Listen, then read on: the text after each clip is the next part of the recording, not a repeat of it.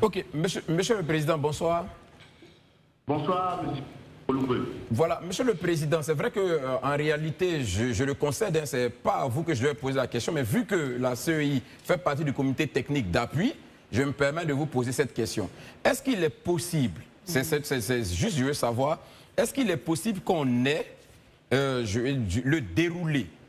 Quand vous acheminez les parrainages au niveau du Conseil constitutionnel, le travail qui est fait concrètement, c'est lequel? Est-ce qu'on prend parrainage par parrainage pour regarder s'il y a eu faux parrainage ou bien on décide de mettre à la CEI de nous sortir le fichier de ceux qui sont déjà électeurs, ensuite on demande à l'ONESI de nous donner le fichier de ceux qui ont la carte d'identité. C'est quoi au juste le modus operandi pour qu'on puisse quand même comprendre en fait comment c'est déjà fait? Même si c'est vrai que c'est une chasse gardée, mais les Ivoiriens voudraient bien comprendre pour s'assurer que effectivement le travail est fait de façon rigoureuse. Monsieur le Président? Oui. Allez-y. Alors, le contrôle, il est fait parrainage par parrainage en fonction de chaque candidat. L'obligation qui pèse sur le candidat est la suivante. L'article 51 du Code électoral prescrit que le candidat doit produire la liste des électeurs ayant parrainé sa candidature représente % de l'électorat local dans au moins 50% dans les régions et districts Yamoussoukro et d'Abidjan. C'est ça. Ce qui nous donne 17. Donc, la première chose qu'on fait, on vérifie est-ce que le parrainage a eu lieu dans 17 régions. Si le parrainage n'a pas eu lieu dans 17 régions, il n'a même pas besoin d'année, puisque la loi dit la moitié, le minimum, c'est 17. Si vous avez parrainé en dehors des 10 régions, vous n'avez pas eu 17 régions, il n'y a même pas besoin d'apprécier la validité dans le fond de votre parrainage. Ensuite, si vous avez parrainé dans les 17 régions, on regarde maintenant si les parrains sont des électeurs. Et ça, c'est chaque candidat et par région, région par région, région par région, région par région. C'est pour cette raison que ça est sur la feuille Excel. Alors, comment on apprécie le candidat est électeur? Mais évidemment, puisque la collecte s'est faite sur la base de la liste définitive 2025. On prend le nom et le numéro qui est affiché et on le croise avec la liste 2025 et on verra si c'est sur la liste ou non. Mais figurez-vous qu'il y a des candidats qui ont été pris à leur propre piège. Comment cela?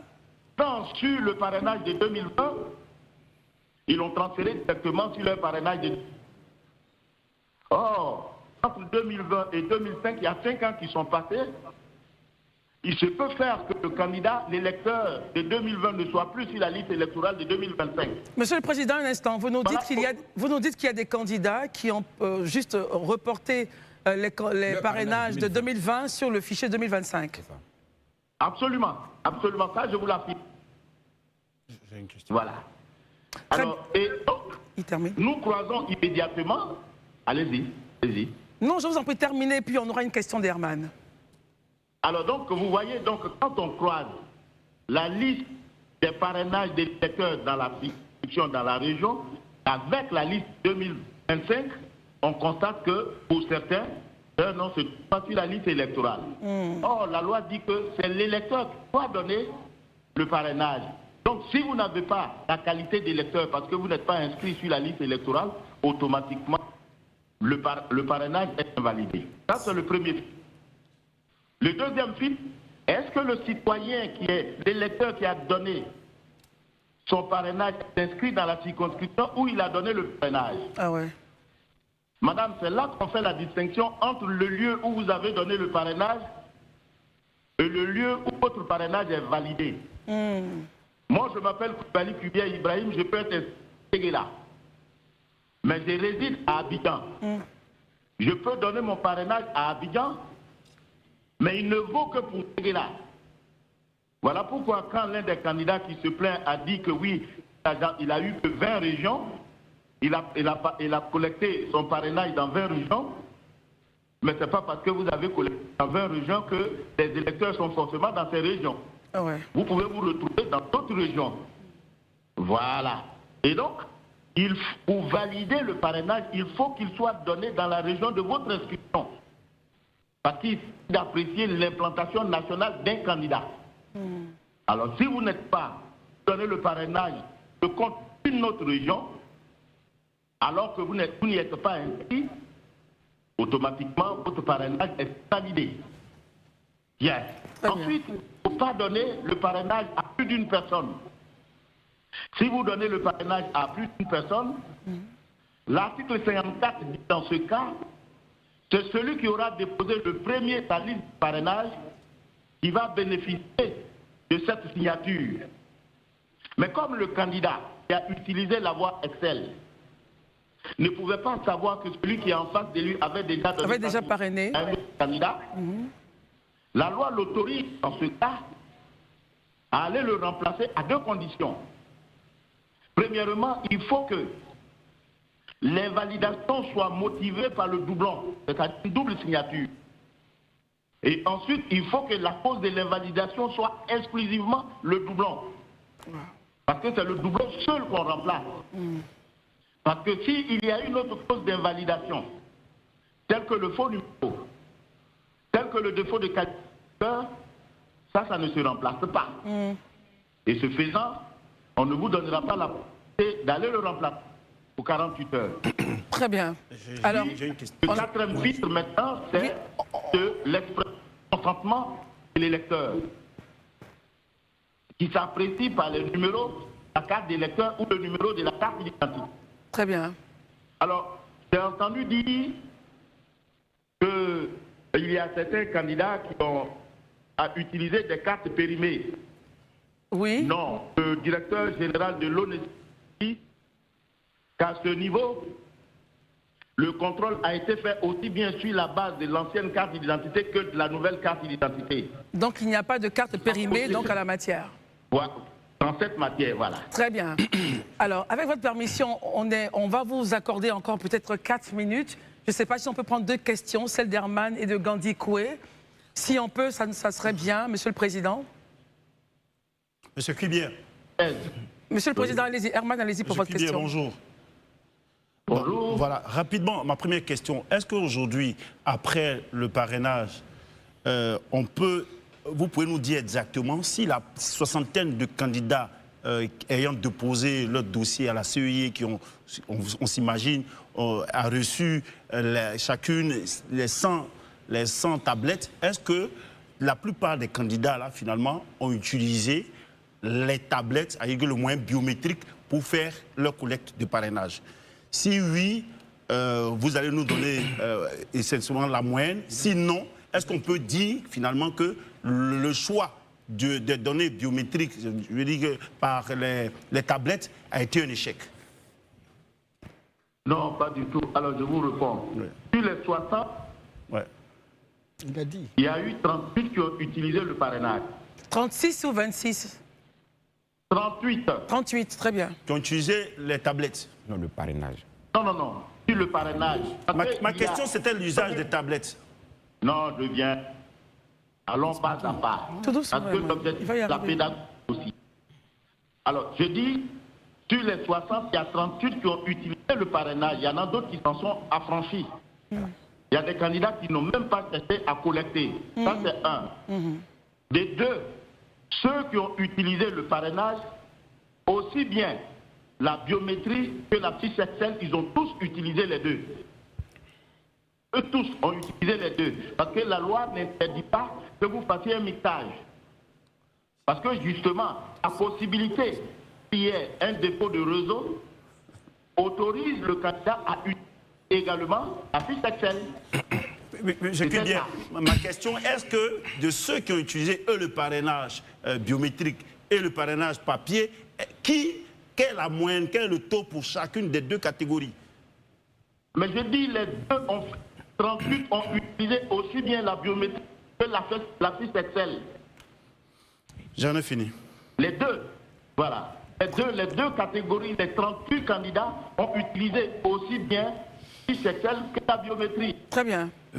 Très bien. Voilà. Très bien. La prochaine question est la dernière, celle de Gandhi Koué. Allez-y, Gandhi. Bonsoir, Monsieur le Président. Bonsoir, Monsieur Kubier. Bonsoir. Moi, j'ai deux préoccupations. La première concerne le président du FPI, puisque c'est lui qui a porté plainte. Je veux savoir, quand on dépose les documents à la CEI, je pense qu'il y a un PV qui atteste le nombre de documents qui ont été déposés. Et là, quand le président de la CEI et le président du Front populaire ivoirien déposent son dossier, je pense que dans ce dossier-là, c'est mentionné 44 000, comme il le dit, et c'est mentionné le nombre de régions. Mais c'est quand on arrive à la chose, comme on appelle au Conseil constitutionnel, qui constate, malheureusement ou heureusement, que ces chiffres ont été manipulés. Là, vous le dites. Moi, je veux savoir, quand on dépose un dossier, par exemple, un candidat qui dépose un dossier, il y a un PV qui atteste, en fait, qu'est-ce que vous avez reçu. Et sur ce PV-là, concernant celui du Front populaire ivoirien, qu'est-ce qui avait été écrit? Qu'est-ce que vous avez mentionné, vous, en tant qu'institution? Ma deuxième préoccupation, quand on vous écoute, on a l'impression que la tablette était un impératif pour réussir le parrainage. Et là, dans vos explications, vous mentionnez qu'on pouvait faire avec la tablette ou sans la tablette. Parce que déjà, certains recalés, comme Assalé Tiemoko, ont eu à justifier que la tablette, pour qu'elle puisse reprendre le marché, il fallait attendre 1 heure du temps au moins. Et ça les a motivés à utiliser carrément l'option technique. Et il allait même plus loin pour dire que le parti au pouvoir avait utilisé à 90% non la tablette, mais d'aller de façon physique. Donc je veux dire, aujourd'hui, qu'est-ce que vous dites pour réussir le parrainage? Faut-il utiliser exclusivement pour réussir en fait les tablettes, ou il faut faire le mélange, ou il faut carrément utiliser en fait l'autre option? Très bien. Monsieur le Président. Alors, la première question. Quand vous verrez déposer le résultat de votre tablette, de votre parrainage, on vous donne toujours un accusé de réception. C'est ce qu'on a appelé le bordereau de réception. Mais le bordereau de réception ne concerne que le parrainage collecté par voie Excel. Étant entendu que le parrainage collecté par biométrie, la CEI, comme le candidat, a un rapport là-dessus. Donc, ils n'ont même pas besoin de le déposer parce que depuis la circonscription, déjà, chacun de nous a ce rapport. Et vous allez constater que le document que vous avez brandi tout à l'heure à la télé, le représentant de monsieur candidat dont vous... Il a bel et bien. Voilà. Et vous allez voir les... On dit au bureau de réception de la collecte des parrainages non par la biométrie. C'est-à-dire que ce n'est pas le canal de la biométrie qui a été utilisé. Mais le candidat dont vous parlez a effectivement utilisé la biométrie et a utilisé la feuille Excel. Donc son gain se trouve aussi dans la biométrie et sur la feuille Excel. C'est la somme qui donne 46 000. Bien, le mode opératoire est connu de tous parce qu'on a formé les représentants des candidats tous 2 mois. 2 mois. Ça, c'est la première réponse, c'est la réponse à votre première question. La deuxième, monsieur le journaliste, en fait, la biométrie vient améliorer le processus de collecte. C'est comme si on vous dit, vous vous déplacez d'un point A à un point B à pied. Et puis la biométrie vient comme un, il va plus vite. Ben, je vous offre une moto. Alors, si la moto tombe en panne, qu'est-ce que vous faites? Ben, vous marchez, puisque c'était ça le principe. Très bien. Donc, la biométrie est utilisée comme un élément gagner du temps. Maintenant, comme on a conscience de ce qu'il peut arriver, des aléas, même le portable que vous, journaliste, que vous avez, se planter, on donne toujours la possibilité aux candidats, en cas de défaillance d'une tête, vous puissiez utiliser la feuille Excel, aussi simple que ça.